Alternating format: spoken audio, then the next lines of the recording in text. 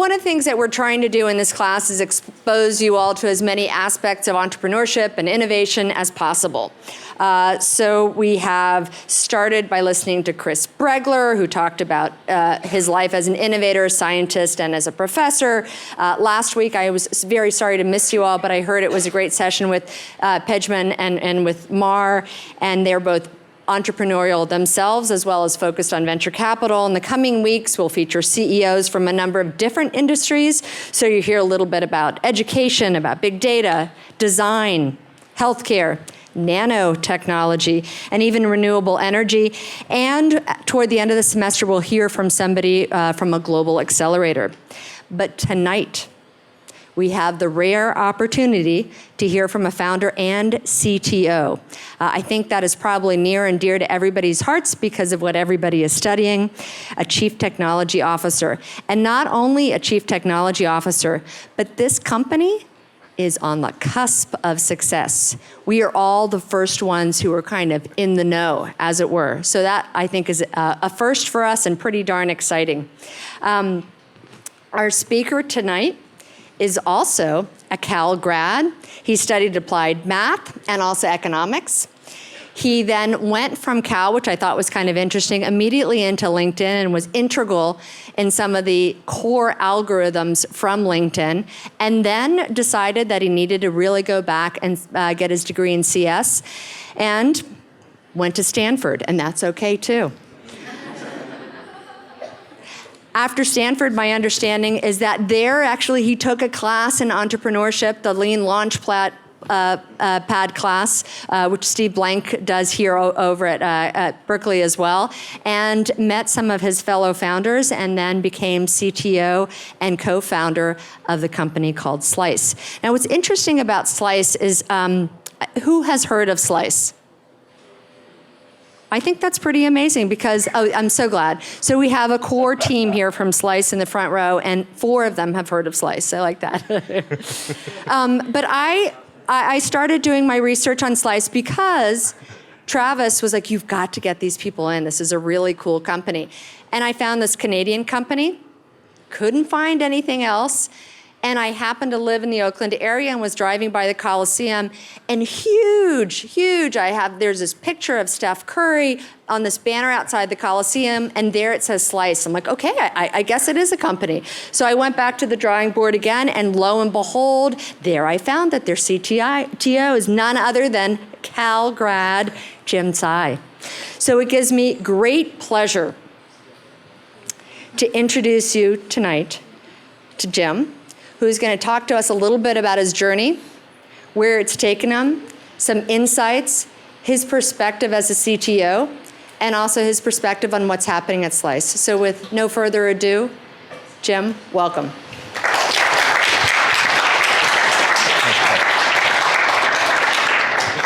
Mic check 1, 2.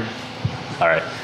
Thank you guys so much for coming. I know it's really late on a Tuesday. It's really hot. So I really appreciate you guys here. But I think half of you probably asleep because I'd be asleep, so I'm going to start off with a joke.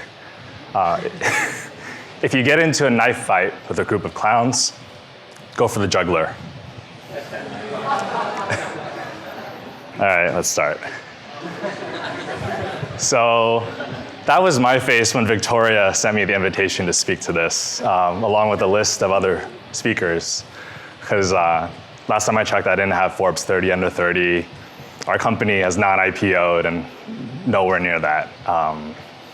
But kind of what I thought I could talk to you guys about is something where our company is currently just getting off the ground, and we're working really hard every day, and maybe it's something that you guys can relate to better.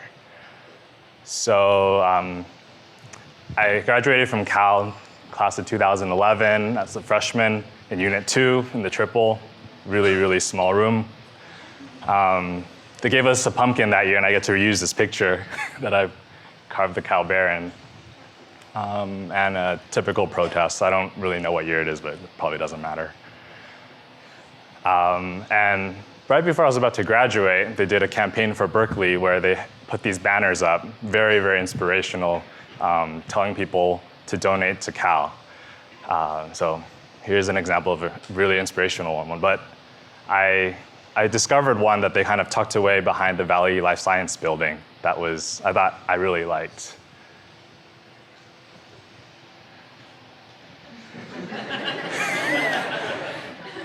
It's true, and you guys know it too.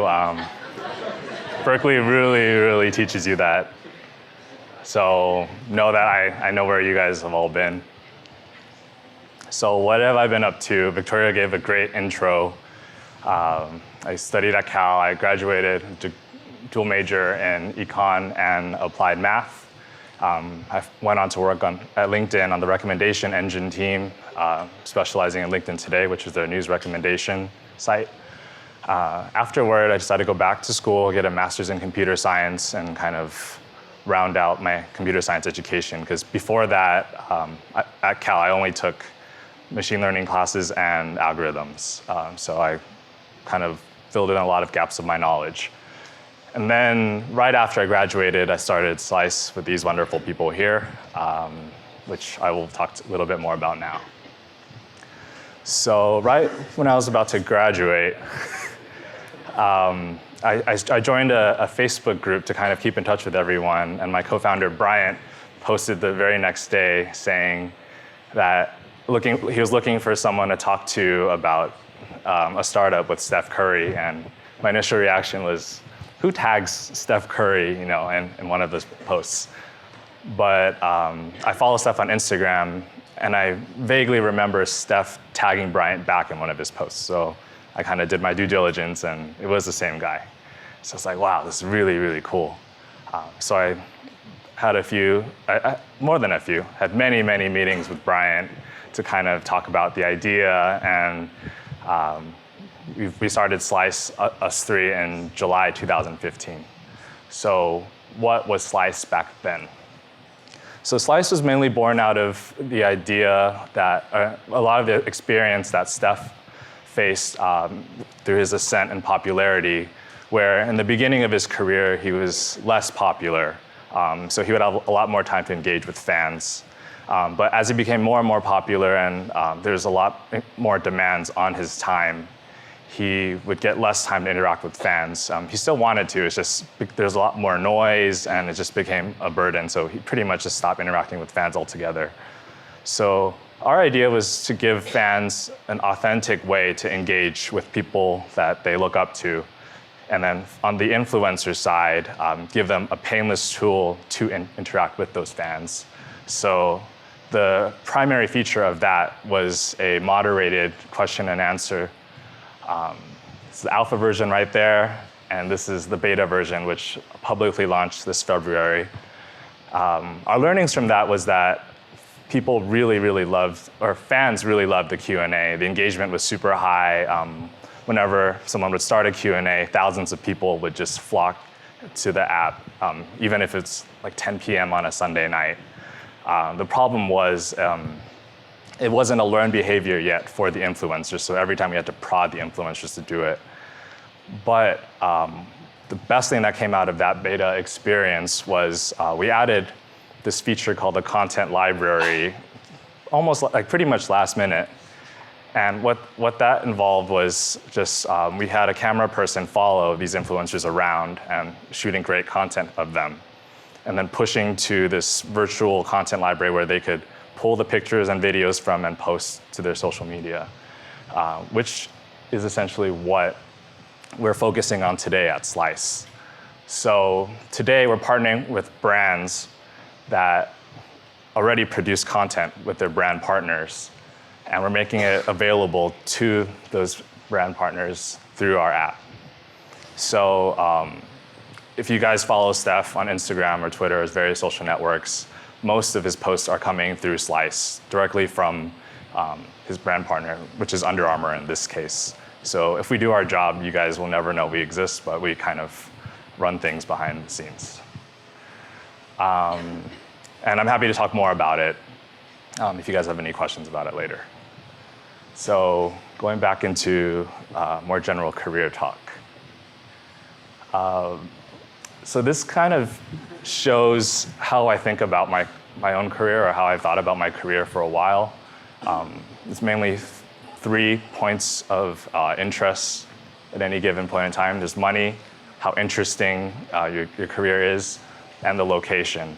And at various stages, they have different terms of importance. And of course, this is mine at this point in time. Yours will definitely be different. Wait, where are you now? Which one are you? I guess right after graduation, Okay. and I guess the part where money is not as important as interest yet, because being in a startup is not exactly the best paying job. But as you can see, like after you get married, location starts to matter and money starts to matter more when your kids go to school, you stay in the same school so they can hang out with the same friends. And then money because college is super expensive. Or maybe it'll be replaced by robo-professors later, but I don't know. And then at the end, like you just need to make enough money to survive until you die. But so I guess what I want to say about this is that the past is completely clear to you. And then like the specific point where you're at, it gets murkier and murkier out, like farther out you go, kind of like a weather forecast. So I think this is a pretty useful way to think about what kind of career you should choose, depending on kind of like your external influences. Can you talk a little bit about how you made some of your decisions, or I don't know if you're going to talk about it later, but how you made your decision to go to LinkedIn, and then from LinkedIn, how you made your decision to go back to Stanford? Sure. So because I didn't formally study computer science at LinkedIn, I heavily focused on what I knew, which was backend and machine learning. But over time, I kind of got the entrepreneurial itch, and I knew I wanted to start my own company someday, and just I thought I needed to be more well-rounded for that. So when you're working, it's really difficult to kind of learn something during the off working cycles because you're still thinking about work and you can do more work. So I decided to go back to school just so I could have 2 years of just focused study and kind of fill in all the gaps and everything. So when you think about your life at LinkedIn and your life at Slyce, I know you were talking about LinkedIn, you felt like you worked all the time and that you don't have time to do anything else. Is it different now?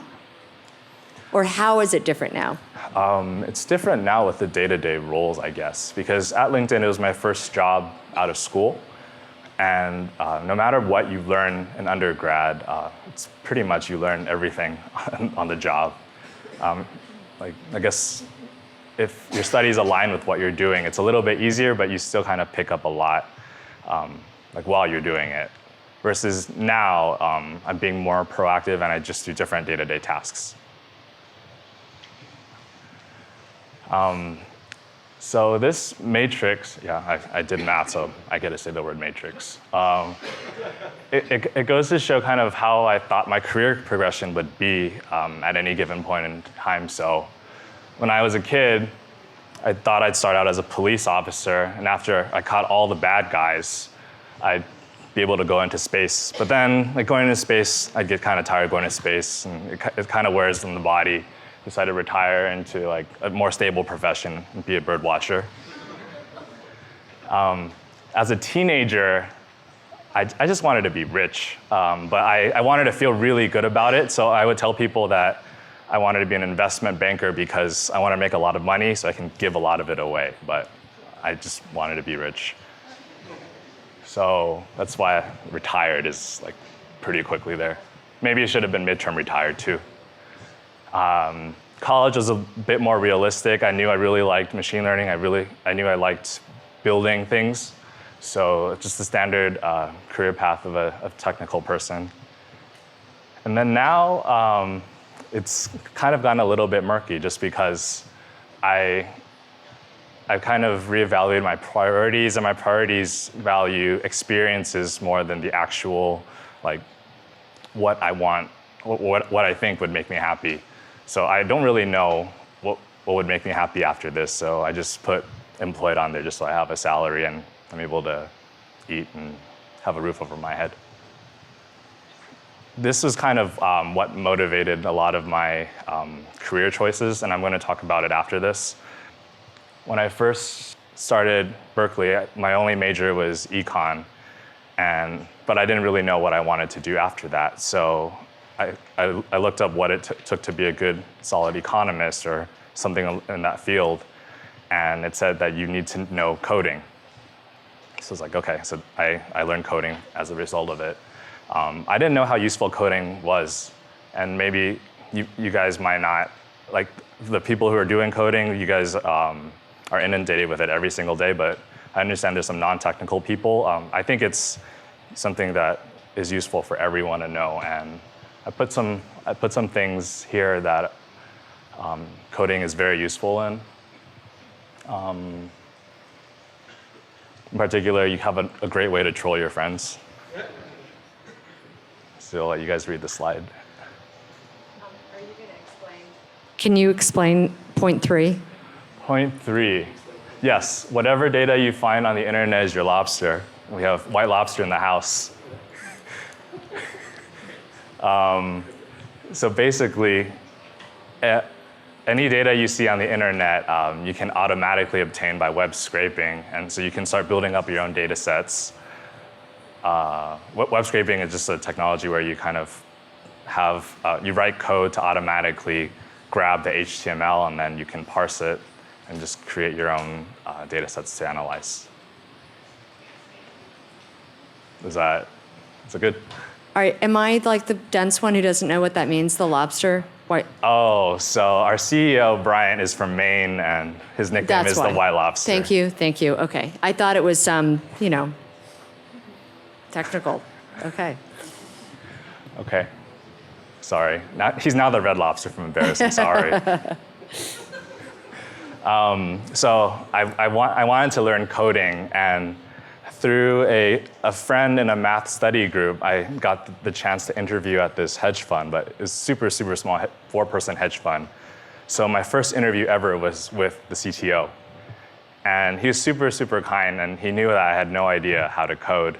So he was super patient and kind of explained to me the constructs of coding. And this is kind of what was written on like a napkin at a restaurant as my first interview. Just basically taking mathematical concepts and applying them to my first algorithm, if you will. And I didn't do any error checking because at the time I didn't know what errors were. In my first internship and also in my first job, I felt really down at times because I felt like I wasn't making any progress, and all these people were depending on me, and I was going to let them down just because my work was progressing really slowly. Your first programs, it feels like it takes a long time just to get them to work, and you run into a lot of errors. But as I've kind of done this more and more, I realize that people who kind of give you the job, people who are your mentors, if they believe in you, you should just trust them, because either they know something you don't know, like maybe they were in the same position that you were, or maybe they've seen other people who are similar who have gone to succeed, or they're just putting blind confidence in you. So either way, it looks the same to you. So you should just kind of take them in on their word and not be so worried, and just focus on what you want to do. And this slide is mainly here to kind of explain how I ended up doing math and machine learning. So during my internship at the hedge fund, everyone there was actually a math major and really into machine learning. And I really admired them because they were really smart, really funny, and also they were kind people. So I thought, in order to be all those things, I should kind of try to emulate them, because it was something that I could actually, something tangible that I could actually do in order to kind of put myself in a better position to be the kind of person I wanted to be. And this is something that I try to live by. It's kind of gotten me through a lot of situations where it's really hard to make a decision. And at the end of the day, everything is about people. During the bad times, the people closest to you will be the first to drink with you. During the good times, the people closest to you will be the first to drink with you. But in all seriousness, people have pretty much been the reason why I do anything that I do. And I'd like to kind of, oh, I went super fast. So I'd like to close, I guess, the prepared portion of this by telling you a short story.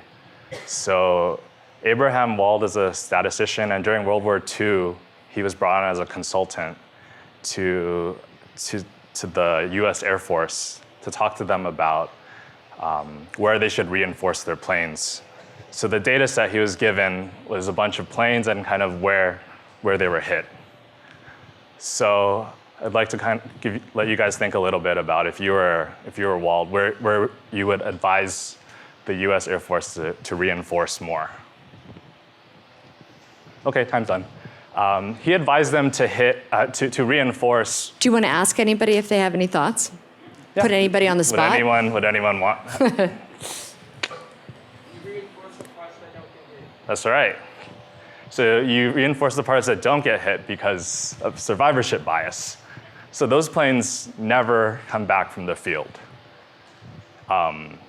Because here, like, these planes are good enough so that they get to come back and you get to kind of repair them, but most of the heaviest losses are the ones that just never come back.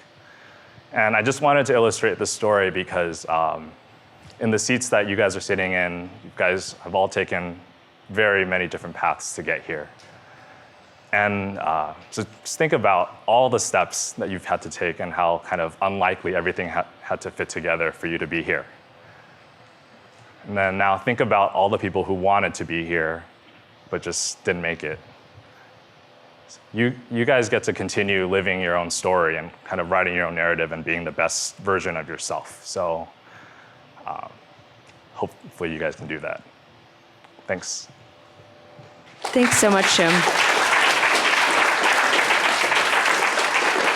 Jim, we're going to open it up, but I do have a couple of questions that I wanted to ask. Yeah. So it's interesting that you talked about how important people are for you because the two places where you've worked are all about communicating and people connecting with other people. Mm-hmm. Do you think that was just a coincidence, or did you search that out? It was purely coincidental. All right, then. It makes for a good chapter in my book later, though, maybe. So, and when you all started working on Slyce, and so you started working on it a year, just a little over a year ago. Over a year ago, yeah, that's right. I'm curious to know how many of you were there, who was sitting around the room, and what were you all talking about? So it was, day to day, it was primarily me and Brian and I, until around September. And then Dion, our backend engineer, joined, and it was us three for a good amount of time. And can I ask you all to maybe, do you want to introduce them or they Sure. stand up? So Dion, our backend engineer. Woohoo! White Lobster, CEO. This is Christiana, our designer. Jason, backend engineer. And then Mike, our iOS engineer. And then Sahil, our web developer, who's watching from home. So was it basically this core group that you started with, or was it a smaller group? It was a much smaller group. We added the employees started coming on after we kind of redefined the vision, and kind of hiring accelerated after that. Can you tell us a little bit about the original idea and how that changed over the past 12 months? Yeah, so the original idea was connecting fans to influencers, and eventually we were going to monetize by selling the brands as well. We just kind of, can you show me? Okay. We just kind of accelerated that development and just started focusing more on brands.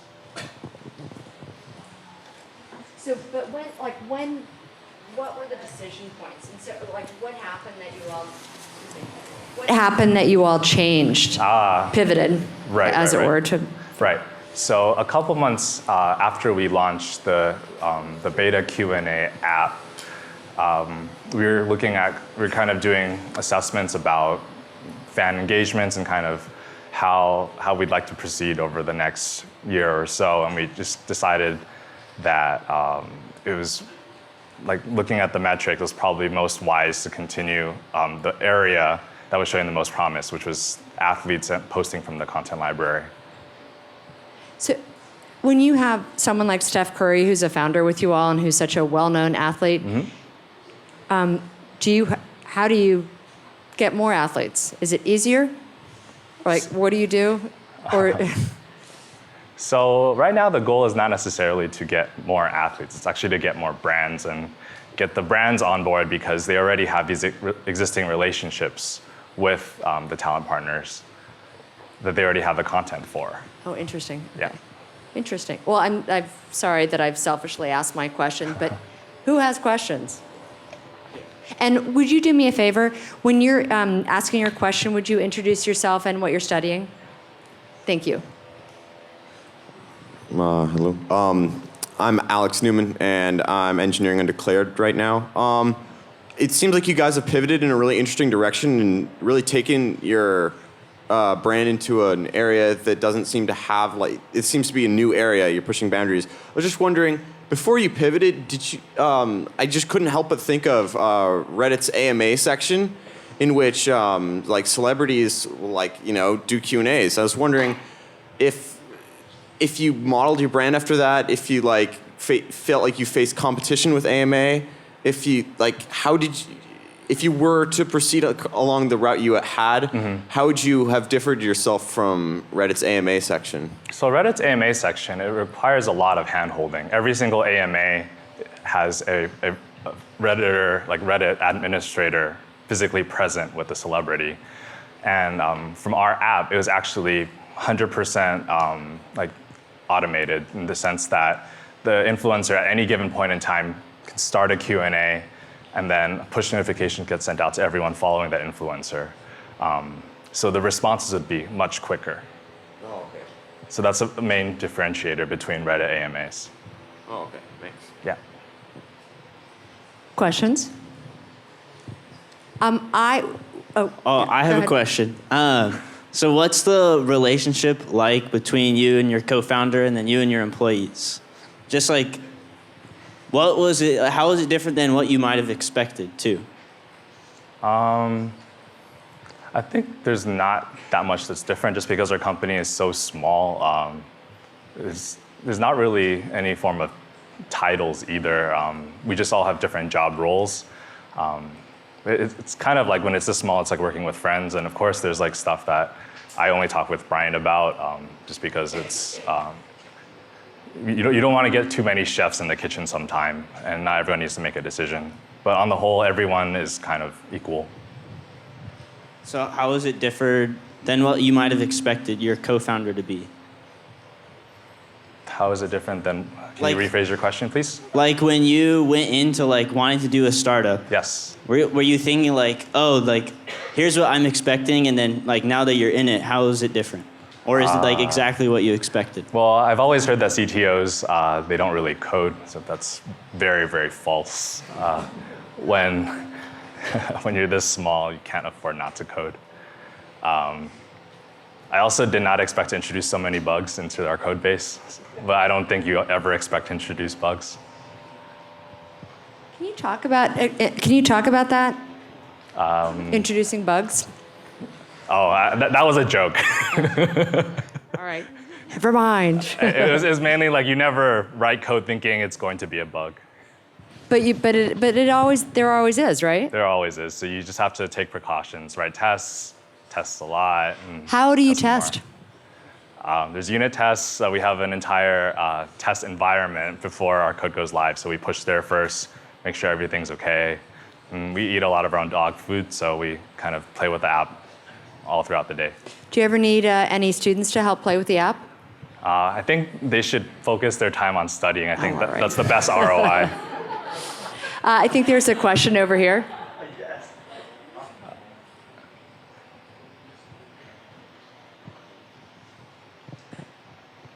Hi, my name is Yash. I'm studying Haas. I'm applying to Haas probably next year at here. So my question was, you talked about how the previous version would be monetized and how you were planning on introducing that. But in the current phase of the app, can you let us know about what the monetization strategy is in either the short term or the long term? Sure. The current one is actually fairly straightforward. Since we're selling straight to brands, they are the ones that'll be using it. So we're thinking of like a SaaS-based pricing model where we charge them for the number of seats they use on our web platform that you saw earlier. And then it'll just be free for the influencers because they're the ones that we kind of expect it to like just work for. So we had two venture capitalists talking last week, and I wasn't here, but I am assuming that Mara went into the different rounds and Series A, Series B. Did you talk about that a little bit? So I'm curious, how are you all funded? How has it gone for you all? So the first few months while we were raising funding, there's just completely like from savings. But once we got funding, we raised a seed round.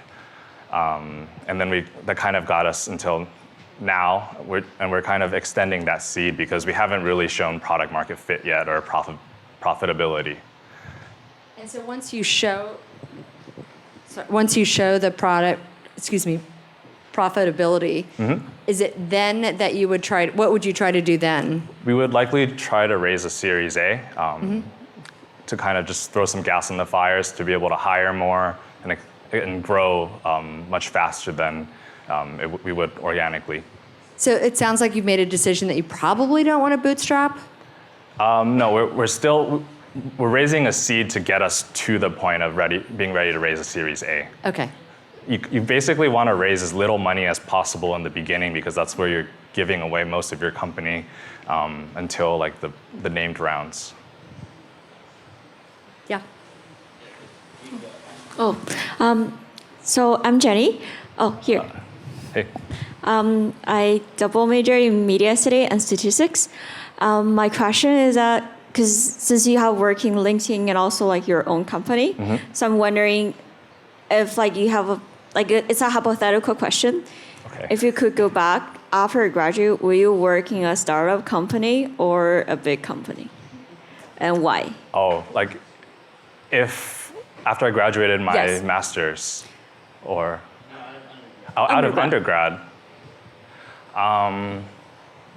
Or like, I guess I could phrase this question in a different way. What's like the difference between working in a startup company and working for like a big company? Yes. So startup and big company actually has the most amount of differences. In big companies, you have very large engineering organizations where the different teams are responsible for a small part, and they do this small part extremely well.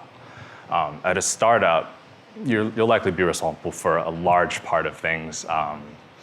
And it kind of depends on your tolerance for, or I guess what you want to learn. Bigger companies, you learn best practices more. You kind of see what got them to the scale that they got to. In a smaller company, you get to work on a lot more things and be a lot more impactful. But at the same time, you often have less actual like consumer impact because you just don't have that many customers. So I think you've learned a lot in both stages. I would probably advise if, like, I was really fortunate because I chose LinkedIn without thinking that much about it. And at the time, LinkedIn was a medium-sized company. I think medium size is just about right because you have enough people using the product to learn about kind of medium-sized data, not yet big data. You learn good practices because they've already made mistakes before. So you can kind of see the results from those mistakes. And at the same time, you still get to work on many different projects just because they don't have that many engineers yet. And there's relatively good mentorship. Like finding a good mentor is extremely important. I've been very fortunate to have great mentors. Cool. Hi, Jim. Hello. Is this working? Who's going? I think you're on. I'm on. All right. Hey, Jim. My name is William Bassatizade. I'm a junior here at Haas. I'm a business student. One thing I was wondering is, has the name of Cal and Stanford helped you when you approach people or anything like that, besides the knowledge you learned at those schools? But the main question I wanted to ask you is, why are you working in the startup? So has the name Cal or Stanford helped? I think I would say yes. which people did you have in mind? Like, I don't really introduce myself as, hi, I'm Jim from Cal and Stanford. So that's what I'm asking you. Oh. So with names, with even companies that you've worked for before, let's just take the hypothetical example of investors. Investors are all about de-risking their investment. And so anytime that they can pattern match or they can kind of, any way that they can de-risk their investment is great. So a lot of successful companies have been born out of alums from Cal and Stanford, any of those big tech companies. So it makes them feel better. It doesn't necessarily mean that you're a better engineer or a better person. Of course, it doesn't mean you're a better person. But it helps. There's other ways if you don't have that pedigree to kind of compensate for that. But it's the same thing as just like, yeah, actually that's all I wanted to say about that. And then if you could hit the second question. Yep. Why am I doing what I'm doing? I think it's an extremely interesting problem space, first and foremost. And then close second is I really, really enjoy working the team. It's gotten to the point now where equally as like the first thing I said, like just want the company to succeed so I can keep continuing to work with the team that we have. Okay.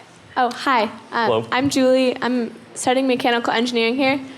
And I was wondering, going back to like when you first released your app, you had the beta version and then the alpha version. And I was wondering if you could recall what the order of number of people using it during each version was, and how you were able to grow the basis of people using it. So in the beginning, we didn't really do any real promotion. The alpha version, it was friends and family that you saw, so that was a couple hundred people. And then as far as the beta goes, at that time we were signing up athletes, and so we just had each athlete push out welcome to Team Slyce message on their social media, and we just grew organically from there. And so I think we ended up having a few thousand users at the time that we decided to pivot. Yep.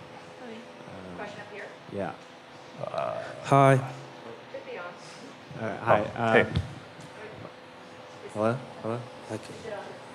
Hello? Okay. Hi, my name is Niles Chang. I'm a freshman intending to study econ or Haas. I had two questions. The first being... I might forget your second one, so just ask one at a time, please. All right. How did you come up and why the name Slyce? Oh, how did I come up? Oh, so this... what's the background behind the name of the company? So originally, we wanted a way to give fans a more authentic interaction with the people they look up to. So Slyce was part of the phrase slice of life. And then Slyce.com was taken, so you have to spell it kind of funky, so Slyce. Okay, second question. Can you explain the survivorship bias again? So survivorship bias, the gist of it is that you kind of don't get to see the people that have, or the things that have failed live out the full course of their life. And so the things that you're left observing are only the successful ones. So it's the same thing as if you do a stock market analysis with the stocks currently present, and then you make all these predictions and you realize you're 10 years down the line, you're like, my models are all great. Why did I lose a lot of money? And it's because all the stocks that you looked at are the ones that have survived. You don't see the stocks that went bankrupt. So you really need to kind of think about the survivorship bias, the selection bias in whatever you're studying or what you're thinking about. Does that make sense? Yeah. Hi. So first, thank you for coming here. And I'm Michael. I'm computer science major. And this question is to all the founders at Slyce. We do use Slack. Okay. So at Slyce. So how would you describe the entrepreneurial spirit in big tech companies? So would you find it's easier to find co-founders at big tech companies, or it's actually easier to find co-founders at school? I think the entrepreneurial spirit is it's person specific and not necessarily location specific. I have plenty of friends that started companies with coworkers. People from school, it might be a little bit easier just because they're not already working somewhere and you don't have to convince them to quit and give up salaries and stock options in order to work with you. But if you become really good friends, like I know specifically a few examples where they just decided, let's just go with it. We really believe in this and stood together. Does that answer your question? Yes, thank you. Who has the mics? Great. Go next. Hi, Jim. Thanks for coming today. My My pleasure. name's Omkar. I'm a first-year mechanical engineering student, and I'm in mechanical engineering because I kind of like it, but I'm not sure what I want to do. And it was kind of reassuring to see that you had a lot of changes in what you wanted to do as you showed the matrix. Yeah. And I kind of relate to that because I don't see myself knowing exactly what I'm going to be doing until well after graduating. Mm-hmm. So my question is, do you wish you were one of the people who knew exactly what they were doing since a young age and honed in on that since then and have been learning the exact same thing ever since? Or do you kind of recommend to keep an open mind and to explore around the way you did, to go to different places? And then, do you feel like you missed out on anything because you Got it. explored? So I definitely, I guess, one big negative about kind of the way that I meandered is that I never got super deep in any one thing, which kind of might be the reason why I don't think I'd be good to do a PhD. But on the other hand, I kind of only know what I know. Like I'm an only child, so people ask me like, was I really lonely when I was a kid? Like, did I miss out about having siblings? But I don't really know what it's like to have a sibling. So it's that same respect. Like this is my life as it is now, and I'm pretty happy with it. So there's definitely no regrets there. Being interdisciplinary certainly has its benefits. Like just having computer science, you kind of think about computer science problems in terms of implementation and kind of runtime and that kind of stuff. But if you have something else that's also interesting to you, you can kind of switch your brain in both worlds and kind of think about bigger picture more often. And you can solve different sets of problems. And I think both are totally valid things to do. It's just kind of whatever, and it ends up working for you. So I'm wondering if, I'm hoping that you can stay for a little while and answer questions. Yeah. But I'm wondering if we take one or two more audience questions, and then we kind of shift and people can come and ask Jim one off. And since the team is here, I don't know if you'll be around if people have questions for you also. Oh. So the last two questions, make sure they're good ones. Who wants to ask them? All right. So my name's Mark. I'm actually right here. My bad. Mark. So I'm a Master's of Engineering Management student here. But my question was more about your interactions with some of the brands that you guys are trying to work with. Can you describe an experience of like maybe a meeting where you guys, something came up that you were unsuspected or something funny happened? Can you just tell us like a story about dealing with these brands? So right now we're in the pilot phases with a few brands right now, and the agreement, like pilot agreements are great because for one, it's not like an official agreement with like specific service level agreements. And the agreement is basically just to work together and help you iterate on the product. A few surprises were we didn't really account for, that's really bright. We didn't really account for the Rio Olympics and our app having to work in Brazil. So, and another one was with a company that wanted to upload a huge video, and we hadn't built up the transcoding pipeline, but we knew that they were going to push it out. And Can you explain the Rio Olympics? Can you like? Oh, the Rio Olympics, it was just a networking issue. So like the networking was extremely spotty in Rio Olympics. And so we just had to kind of work very closely with the company and kind of diagnose the issue and then work through it. It's just the nature of pilot agreements, I guess. So our last question, and then we'll kind of, if people have an opportunity to come to the stage, they'll need to know who has the mic. All right. Hey, my name's Pranav. I'm an IUR major. And my question for you is, what was the pivotal moment for you when you realized that what you were doing was going to be successful? I don't know if it's still going to be successful. But what do you imagine it to be like? Like, how would you measure it? We measure it kind of based on the number of brands we're working with and kind of how happy they are. There's this thing called Net Promoter Score, which is if you would recommend X to your friends. And I think we'll probably use that to measure, to see if they're consistently uploading content to their partners and pushing it out. So if you had to look forward to the next 6 months, 1 year, 1.5 years, what are the big milestones that if we're all following you all, because you are our stars, what would we be watching for, ideally? Or what would you be hoping for? Our website DNS is still up. We're still running. And we wish that for you, and we look forward to seeing that. And so we'll know that when we're interacting with Steph Curry online and with the brands, that basically it's the team of you all behind that. So thank you very much. Thanks for having me. Thanks for being a wonderful audience.